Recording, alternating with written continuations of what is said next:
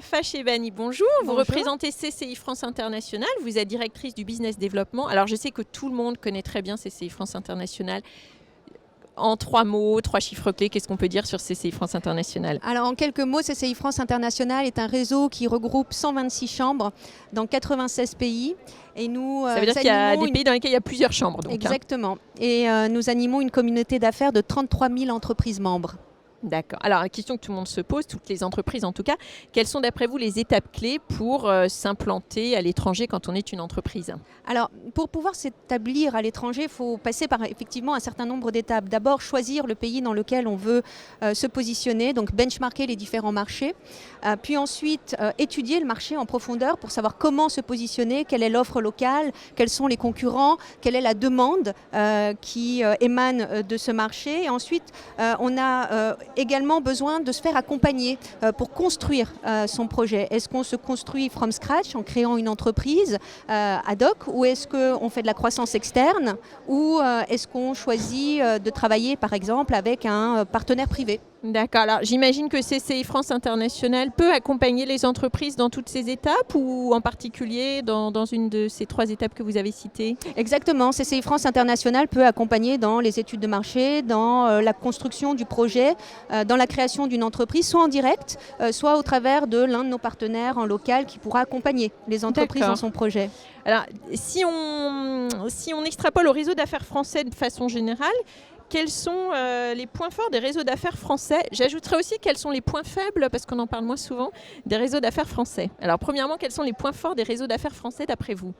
Alors, les réseaux d'affaires français, je dirais les points forts, c'est d'abord un regroupement d'entreprises. Donc ce sont des entreprises qui ont besoin les unes des autres pour comprendre l'environnement économique dans lequel elles évoluent et de travailler conjointement et de faire remonter de l'information. Donc vous diriez qu'il y a une relative solidarité dans les réseaux d'affaires français à l'étranger? Je dirais que oui, il y a une relative solidarité puisque les entreprises sont parfois très loin et qu'elles ont besoin de coopérer et collaborer ensemble. Donc l'un des points forts de notre réseau, c'est en plus des 33 000 membres que nous avons chez nous, nous avons aussi des comités sectoriels, 500 comités sectoriels qui font remonter de la data, qui font remonter de l'information et de la veille d'information terrain. Et ça permet en fait d'identifier les opportunités d'affaires et ça permet aux entreprises de networker les unes avec les autres. D'accord. Alors les points faibles, un point faible. Un point faible, je dirais qu'on ne nous connaît pas toujours. Alors là, vous parlez de CCI France International en fait. Dans les pays dans lesquels nous sommes présents, certaines entreprises ne font pas toujours appel à nous. Et donc je les invite à venir nous rejoindre et à faire appel à notre réseau. Ce sont des prestations qui sont gratuites, payantes? Certaines sont gratuites, d'autres sont payantes. D'accord. Alors, de façon encore plus générale, quels sont les grands enjeux d'après vous qui attendent le commerce français à l'international, sachant que les chiffres ne sont pas toujours bons concernant l'export des entreprises? Je dirais le premier élément, c'est rééquilibrer la balance commerciale de la France.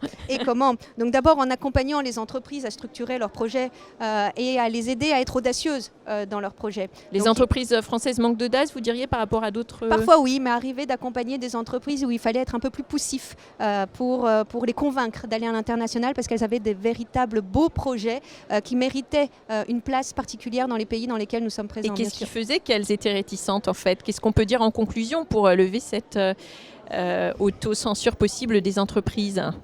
Je dirais peut-être les moyens financiers, l'accompagnement, le fait qu'elles soient déjà bien chargées sur leur marché local.